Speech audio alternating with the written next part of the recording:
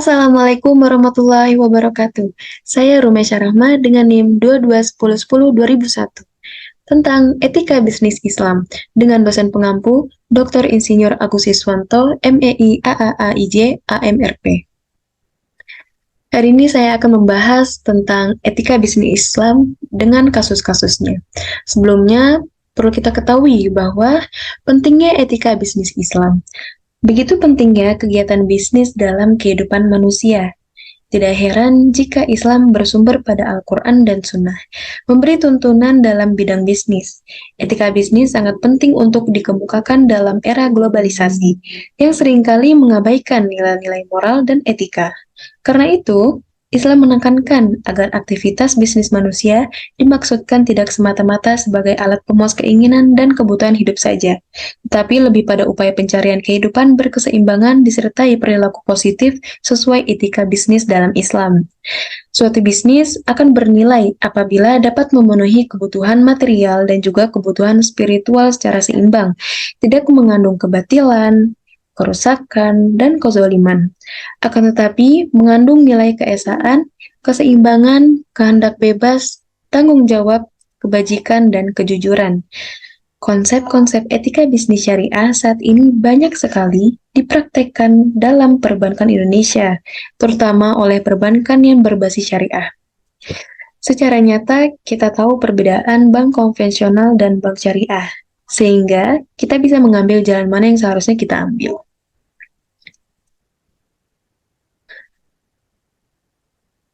Secara umum, definisi dari etika bisnis Islam, yaitu istilah etika dalam syariah disamakan dengan akhlak, budi pekerti, perangai, tabiat, moral, sopan santun, dan sebagainya.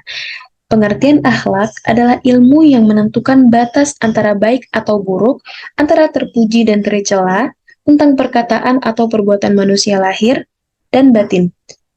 Jadi, sebenarnya perilaku yang etis itu ialah perilaku yang mengikuti perintah Allah Subhanahu wa Ta'ala serta menjauhi larangannya. Etika bisnis dalam syariah sudah banyak dibahas dalam berbagai literatur dan sumber utamanya, yaitu Al-Quran dan Sunnah Rasulullah SAW. Etika bisnis dapat dipahami sebagai aturan main yang tidak mengikat karena bukan hukum, namun perlu diperhatikan dengan baik, karena menjadi batasan bagi aktivitas bisnis yang dijalankan. Keberadaan bisnis pada hakikatnya adalah untuk memenuhi kebutuhan masyarakat. Bisnis tidak hanya berhubungan dengan orang-orang maupun badan hukum, namun juga berhubungan dengan pemasok bahan baku, pelanggan, distributor, dan lain-lainnya, kata Dalimuntle 2004. Kemudian kita lanjut ke dalam kasus-kasusnya yang berhubungan dengan etika bisnis syariah. Yang pertama ada kasus tentang pelanggaran etika bisnis pada kasus rekayasa laporan keuangan PT Sun Prima Nusantara Pembiayaan atau SNP Finance. Di sini, laporan keuangan perlu kita ketahui apa dulu itu. Definisinya. Laporan keuangan merupakan dokumen penting bagi para pelaku dunia bisnis. Laporan keuangan memuat catatan-catatan tentang seluruh kegiatan bisnis yang dilakukan oleh sebuah bagian dalam suatu periode tertentu. Dalam laporan keuangan, terdapat dua karakteristik yang perlu diperhatikan, yaitu relevan dan dapat diandalkan atau reliable. Kemudian auditor adalah orang yang melaksanakan proses auditing. Auditing adalah suatu proses yang sistematis untuk memperoleh dan mengevaluasi bukti secara objektif mengenai informasi tingkat kesesuaian antara tindakan atau peristiwa ekonomi dengan kriteria yang telah ditetapkan, serta melaporkan hasil kepada pihak-pihak yang membutuhkan. Rekayasa laporan keuangan adalah perbuatan tindak pidana korupsi secara terselubung. Perbuatan merekayasa laporan keuangan adalah perbuatan yang hanya mampu dilakukan oleh orang-orang yang ahli dalam bidang akuntansi, dengan tujuan untuk menutupi kebocoran yang terjadi atau indikasi kejahatan, sehingga angka pada neraca atau aktiva dan pasiva menjadi balance. Kita bahas tentang kasusnya. Dari kasus SNP Finance, terbukti auditor yang mengaudit PT NSP salah dalam menentukan judgement atas proses audit yang dilakukan, hingga memberikan opini wajar tanpa pengecualian pada PT NSP. Auditor tidak menerapkan pemerolehan bukti audit yang cukup dan tepat atas akun piutang pembiayaan konsumen dan melaksanakan prosedur memadai terkait proses deteksi risiko kecurangan serta respon atas risiko. Salah satu contoh kasus kecurangan dalam penyajian laporan keuangan PT Son Prima, Nusantara Pembiayaan NSP Finance, yang melibatkan 3 akuntan publik, diantaranya adalah akuntan publik Marlina, akuntan publik Merliana Syamsul, dan kantor akuntan publik Satrio Bing Eni dan rekan. KAP Satrio Bing Eni atau KAP SBE merupakan salah satu entitas Deloitte Indonesia.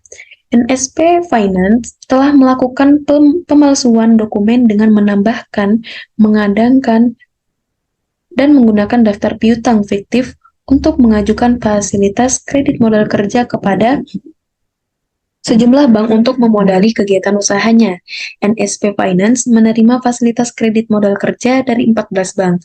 Salah satu tindakan yang dilakukan oleh NSP Finance untuk mengatasi kredit macetnya adalah menerbitkan surat utang berbentuk medium term notes atau MTN yang diperingkat oleh Pevindo, lembaga pemeringkat, berdasarkan laporan keuangan yang diaudit oleh KAP Deloitte. OJK mengeluarkan sanksi pembekuan kegiatan usaha atau PKU terhadap NSP Finance melalui surat Deputi Komisioner Pengawas IKNB 2 nomor S247. Dengan diberlakunya PKU, maka NSP Finance dilarang melakukan kegiatan usaha pembiayaan. Dalam kasus SNP Finance, ketiga angkutan publik ini diberi sanksi karena tidak memberikan opini yang sesuai dengan kondisi yang sebenarnya dalam laporan keuangan audit selama tahun buku 2012 sampai 2016 milik NSP Finance. Hal ini melanggar POJK nomor 13 tentang penggunaan jasa AP dan KAP. Pelanggaran yang dilakukan auditor adalah telah membantu memanipulasi dan memalsukan data yang berkaitan tentang jasa yang diberikan. Auditor juga memberikan opini wajar tanpa pengecualian atau WTP pada laporan keuangan NSP Finance.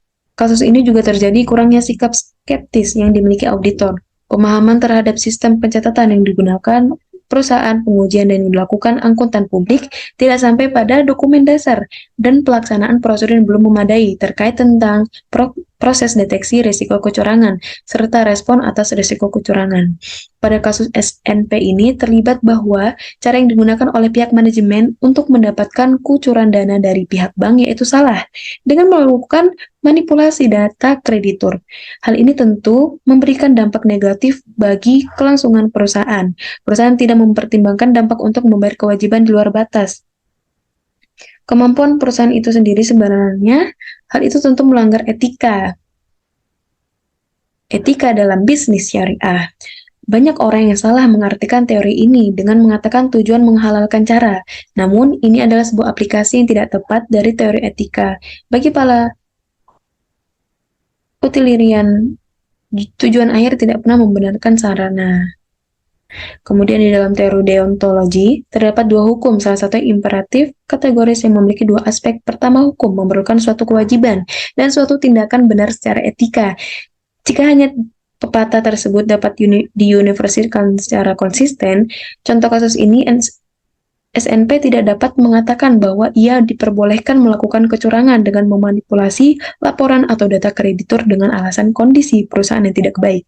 Sementara pada saat yang sama, SNP mengatakan bahwa nasabah tidak boleh melakukan pelanggaran kewajiban dengan alasan kondisi ekonomi yang tidak baik, sehingga kesimpulannya adalah kita harus memenuhi kewajiban kita terhadap orang lain, dan halnya kita mengharapkan orang lain memenuhi kewajiban terhadap kita. Kesimpulannya yaitu dari kasus ini, hendaknya menjadi pelajaran bagi para pelaku bisnis dan auditor. Pelaku bisnis yang ingin melakukan kecurangan atau memanipulasi laporan keuangan juga harus berpikir dua kali, karena saat ini OJK telah bersikap kritis untuk menyelidiki kasus kecurangan manajemen atau white collar crime. Auditor dan kantor akuntan publik juga harus berhati-hati dalam memberikan opini audit. Jangan sampai opini yang diberikan menjadi menyesatkan bagi para pengguna laporan keuangan, sehingga dampaknya jadi mengakibatkan kerugian material dalam jumlah besar. Sedangkan pihak perbankan juga harus menerapkan objektivitas dengan menganalisa atas laporan keuangan dan informasi lain secara tersendiri, dan tidak langsung mempercayai suatu perusahaan dalam memberikan kreditnya, yang hanya karena reputasi yang baik dan telah beroperasi dalam periode yang cukup lama. Jadi itu tentang kasus yang terjadi pada PT Sun Prima Nusantara tentang pembiayaan atau NSP Finance. Kita lanjut ke dalam kasus yang kedua, yaitu kasus pelanggaran etika bisnis pada Bank Lipo.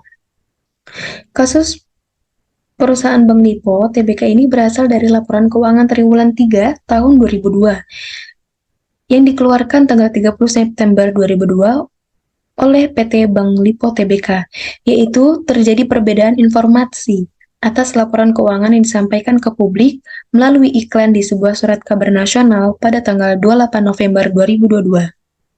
Dengan laporan keuangan yang disampaikan ke Bursa Efek Jakarta, dalam laporan tersebut dimuat adanya pernyataan manajemen PT Bank Lipo bahwa laporan keuangan tersebut disusun berdasarkan laporan keuangan konsolidasi yang telah diaudit oleh Kap Prasetyo Sarwoko. Dengan pendapat wajar tanpa pengecualian, penyajian laporan tersebut dibuat dalam bentuk komparasi per 30 September 2002 dan per 30 September 2001. Pada laporan keuangan PT Bank Lipo Tbk per 30 September 2002, tanggal yang sama yang disampaikan ke Bursa Efek Jakarta pada tanggal 27 Desember 2002 ternyata disampaikan laporan yang berbeda. Nah, laporan itu mencantumkan pernyataan manajemen PT Bank Lipo Tbk bahwa laporan keuangan disampaikan adalah laporan keuangan audited yang tidak disertai dengan laporan auditorin independen yang berisi opini akuntan publik. Penyajian laporan juga dilakukan dalam bentuk komparasi per 30 September 2002 audited dan 30 September 2001 unaudited. Dicantumkan nilai anggunan yang diambil alih bersih. Per 30 September 2002 sebesar 1,42 triliun, total aktiva per 30 September 2002 sebesar 22,8 triliun, rugi bersih per 30 September 2002 sebesar 1,273 triliun, dan rasio kecukupan modal minimum sebesar 4,23. Dapat dilihat bahwa tanggal yang sama ditemukan perbedaan. Perbedaan tersebut baik dalam jumlah AIDA, total aktiva, KAR, bahkan kondisi untung rugi. Atas hal tersebut, pada tanggal 6 Januari 2003, Angkutan Publik Kap Prasetyo Sarwoko dan Satjaja menyampaikan bahwa laporan keuangan PT Bank Lipo Tbk per 30 September 2002 kepada manajemen PT Bank Lipo. Dalam laporan tersebut dikemukakan bahwa laporan audit independen yang beropini akuntan publik dengan pendapat wajar tanpa pengecualian. Laporan auditor independen tersebut tertanggal 20 November 2002 kecuali tanggal catatan 40 tertanggal 22 November 2002. Bank Lipo menyongkong dana kampanye Bill Clinton. Hubungan erat antara grup Lipo dengan Partai Demokrat AS bermula dari tahun 1976. Bos Lipo berangkat ke New York untuk bekerja di Irving Trust Banking Company di tahun 1975. Kemudian, James Riyadi bersama Jack Stephen mendirikan Wharton Bank dengan modal awal US 20 juta.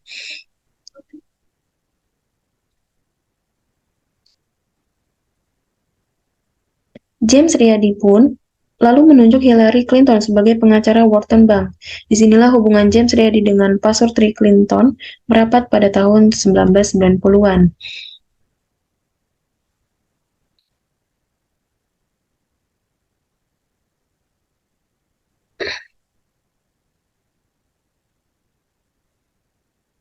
Kemudian tentang pelanggaran hukum oleh Bank Lipo. Dalam kasus PT Lipo Bank Tbk tersebut mengandung 3 unsur dari pasal 93 Undang-Undang Pasar Modal. Pertama, tindakan tersebut mempengaruhi harga efek di bursa efek. Dari fakta menunjukkan bahwa tindakan PT Bank Lipo Tbk dengan memberikan informasi yang menyesatkan pada laporan keuangan per 30 September 2002 telah menimbulkan ketidakpastian masyarakat sehingga mempengaruhi harga efek di bursa. Saham PT Lipo Bank Tbk pun mengalami fluktuasi yang tajam disebabkan oleh misleading information tersebut.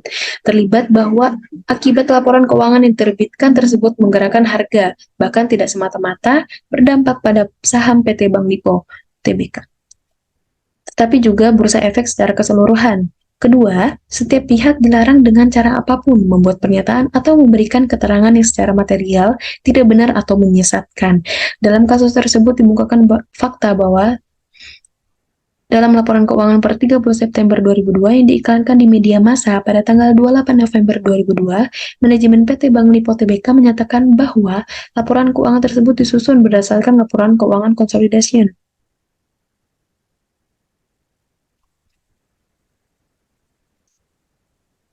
Penjelasan dari pihak Bank Lipo tentang fakta yang diuraikan sebelumnya, PT Bank Lipo telah 2 kali memberikan penjelasan dan pemaparan kepada publik berkaitan dengan adanya perbedaan dalam laporan keuangan per 30 September 2002 yang disampaikannya.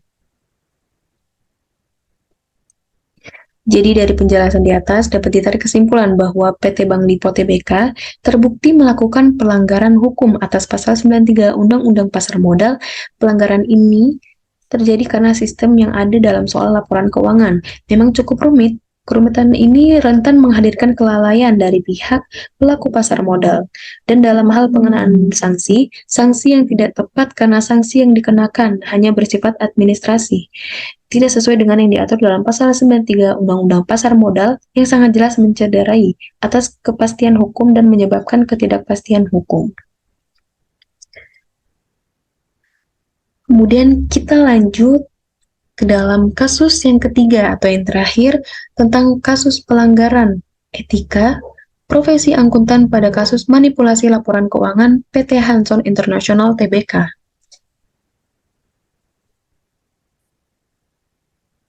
Salah satu alasan kenapa sebuah perusahaan ini melakukan manipulasi laporan keuangan adalah untuk mempertahankan gambaran kinerja keuangan perusahaan yang baik sehingga menarik minat investor. Mirisnya, tindakan manipulasi ini sering dilakukan oleh akuntan internal perusahaan maupun bekerjasama dengan akuntan publik yang mengaudit laporan keuangan, sehingga sulit sekali mendeteksi kecurangan yang dilakukan. Kecurangan pada laporan keuangan dalam bentuk saji material tentunya sangat merugikan investor dan kreditor.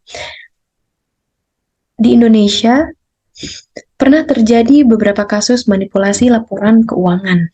Salah satunya adalah kasus manipulasi laporan keuangan tahun 2016 milik PT Hanson International Tbk yang baru terkuak pada tahun 2019 ketika kasus Jiwasraya muncul. Manipulasi yang dilakukan oleh PT Hanson International Tbk yaitu terkait dengan penyajian akuntansi mengenai pendapatan pada penjualan kafling siap bangun atau kasibah yang membuat pendapatan yang tercatat pada laporan keuangan pada tahun itu menjadi overstated dengan nilai material sebesar 613 miliar. PT Hanson International Tbk terbukti melanggar pernyataan standar akuntansi keuangan 44 tentang akuntansi aktivitas real estate PSAK 44. Di mana ketika mengakui pendapatan dengan metode akrual penuh, seharusnya perusahaan mengungkapkan perjanjian pengikatan jual beli PPJB, akan tetapi yang terjadi adalah PT Hanson ini tidak menyampaikan PPJB atas penjualan tersebut kepada auditor yang mengaudit laporan keuangan. Dari kasus ini pun juga ada beberapa kode etik yang dilanggar perusahaan maupun angkutan publik yang mengaudit laporan keuangan tersebut, yaitu yang pertama tentang prinsip integritas. Terdapat pelanggaran etika integritas karena ketidakterus-terangan dan ketidakjujuran pihak perusahaan mengenai pengakuan pendapatan. PT Hanson International Tbk terbukti melakukan praktik window dressing dengan mengakui pendapatan secara aktual penuh tanpa mengungkapkan PPJB. Prinsip integritas juga dilanggar oleh angkutan publik KAPA Purwanto, Sungkoro, dan Surja yang mengaudit laporan keuangan tersebut, yaitu karena memberikan opini wajar tanpa pengecualian. Seperti kasus yang pertama tadi. Meskipun sebenarnya, auditor tidak mengetahui tentang pengungkapan PPJB Kasiba yang menyebabkan salah saji dalam material laporan keuangan tersebut. Kemudian ada prinsip kompetensi dan kehati-hatian. Pada kasus ini, akuntan publik yang mengaudit laporan keuangan PT Hanson International Tbk tidak menerapkan standar teknis terkini sesuai dengan ketentuan perundang-perundangan yang berlaku. Akuntan publik tersebut tidak cermat dalam menggunakan kemahiran profesionalisme terkait pelaksanaan audit dalam menentukan apakah laporan keuangan PT Hanson Internasional tahun 2016 terdapat kesalahan material yang memerlukan perubahan. Kemudian yang terakhir tentang prinsip perilaku profesional. Seorang akuntan seharusnya berperilaku konsisten dengan tanggung jawab profesi untuk bertindak bagi kepentingan publik dalam semua aktivitas profesional. Pada kasus ini, akuntan publik yang mengaudit laporan keuangan tidak menerapkan perilaku profesional karena mengeluarkan opini WTP terhadap laporan keuangan yang jelas. Secara material terdapat salah saji. Hal tersebut terjadi akibat akuntan publik selaku auditor tidak melakukan standar teknis secara profesional dalam melakukan penyelidikan dan pengumpulan bahan. Kesimpulan yang dapat diambil dari kasus tentang manipulasi laporan keuangan di PT Hanson International Tbk ini, berdasarkan penjelasan yang sudah saya berikan tadi, dapat disimpulkan bahwa kasus pelanggaran etika berprofesi pada PT Hanson International Tbk disebabkan karena adanya manipulasi laporan keuangan berupa window dressing yang sengaja dilakukan, pelanggaran prinsip etika profesi akuntan yang terjadi yaitu integritas, kompetensi, kehati-hatian, dan perilaku profesional. Seharusnya PT Hanson International Tbk dan pihak yang terlibat harus bertindak secara profesional dan jujur. Jika pelanggaran seperti ini terus terjadi, hal tersebut dapat membuat hilangnya kepercayaan publik terhadap integritas dari para pelaku jasa keuangan. Oleh karena itu, agar tidak terjadi krisis kepercayaan publik, sebagai tenaga profesional, akuntan diharapkan untuk terus mematuhi prinsip etika yang berlaku. Salah satunya yaitu tentang etika bisnis Islam yang harusnya kita lakukan dalam dunia kerja maupun bisnis.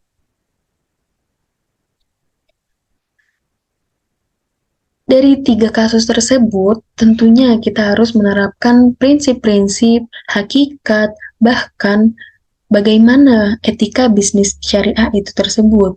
Bahkan terdapat dalilnya tentang etika bisnis Islam. Salah satunya terdapat di Quran Surah An-Nisa ayat 29 yang artinya, "Hai orang-orang yang beriman, janganlah kamu saling memakan harta sesamamu dengan jalan yang batil, kecuali dengan jalan perniagaan yang berlaku dengan suka sama suka di antara kamu, dan janganlah kamu membunuh dirimu sendiri.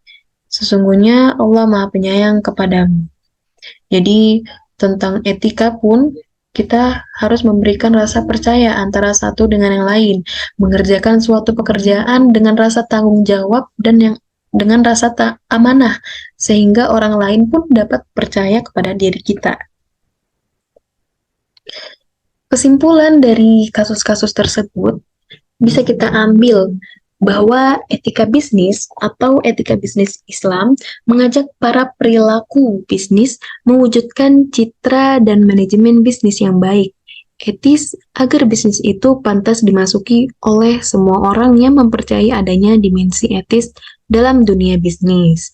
Pengertian etika bisnis dalam setiap aktivitas ada aturan-aturan yang tertentu yang harus dipatuhi entah itu aturan tertulis maupun aturan yang tidak tertulis. Begitupun dalam dunia bisnis, maka tujuan dari penelitian ini adalah analisis penerapan etika bisnis Islam terhadap tingkat profitabilitas rumah yogurt berdasarkan perspektif karyawan. Islam memiliki aturan atau etika yang sudah ditulis sejak zaman Rasulullah Shallallahu Alaihi ke posisi Wasallam. 12 untuk perusahaan penerbangan terbaik di dunia versi Skytrax. Peringkat ini merupakan peringkat terendah dalam 7 tahun terakhir. Ada apa dengan Garuda?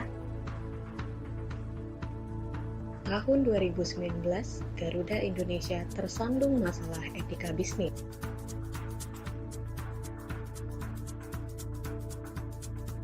Diawali oleh kasus penyelundupan onderdil Harley-Davidson dan 2 buah sepeda Brompton pada pesawat Airbus A330-900neo yang terbang perdana dari Prancis ke Indonesia yang berakhir dengan pencabutan Direktur Utama PT Garuda Indonesia pada tahun 2019. April 2019 terjadi perdebatan tentang transaksi Mahatta yang ada pada laporan keuangan Garuda Indonesia yang merupakan praktik rekayasa akuntansi. Praktik ini sempat menimbulkan mogok kerja bagi para karyawan dan asosiasi pilot.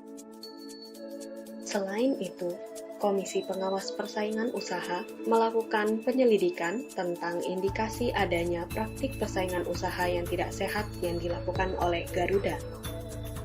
Di antaranya, dugaan praktik duopoli dengan Lion Group untuk menaikkan tarif pesawat dan biaya kargo domestik. Kedua, rangkap jabatan yang dilakukan oleh Direksi Garuda Indonesia dan Sriwijaya Air yang melanggar larangan rangkap jabatan direksi pada pasar yang sama. Ketiga, dugaan monopoli tiket perjalanan umroh oleh 5 agen tiket pesawat Garuda yang memblok rute Middle East Airlines dan menyebabkan travel umroh kecil merugi. Selain itu, terdapat juga rumor mengenai perlakuan tidak adil terhadap pramugari di tempat kerja. Berbagai masalah ini menghantam prestasi Garuda yang telah dibangun bertahun-tahun. Ternyata, menjadi yang terbaik di bidangnya tidaklah cukup. Karyawan, pelanggan, dan stakeholder menganggap penting untuk memiliki etika dalam berbisnis. Oleh karena itu, penting untuk mengetahui 7 prinsip etika dalam berbisnis seperti berikut. Pertama, jadilah entitas bisnis yang dapat dipercaya. Kedua, selalu terbuka dengan masukan terkait etika. Ketiga, menghormati komitmen dan kewajiban. Keempat, jangan salah menggambarkan, melebih-lebihkan, atau berbohong tentang kegiatan bisnis kita. Kelima, tunjukkan tanggung jawab sosial sebagai bagian dari warga negara. Keenam, tingkatkan pengetahuan dan transparansi akuntansi untuk mengidentifikasi dan mengeliminasi aktivitas yang mencurigakan. Ketujuh, perlakukan orang lain dalam bisnis sebagaimana kita ingin diperlakukan. Gunakan ketujuh prinsip tersebut untuk membangun budaya etis dengan membuat kode etik, mencontohkan dari manajemen atas bagaimana menerapkan kode etik tersebut, dan memberi ruang untuk melakukan pengaduan. Garuda dapat menggunakan prinsip-prinsip etika bisnis ini untuk kembali ke posisi teratas seiring dengan selalu meningkatkan pelayanannya hingga menjadi yang terbaik. Agar tetap eksis di dunia bisnis, perusahaan harus siap untuk menerapkan etika dalam berbisnis. Unggul di bidangnya dan beretika menghasilkan organisasi yang terbaik. Sekian informasi hari ini. Jangan lupa like, komen, dan subscribe.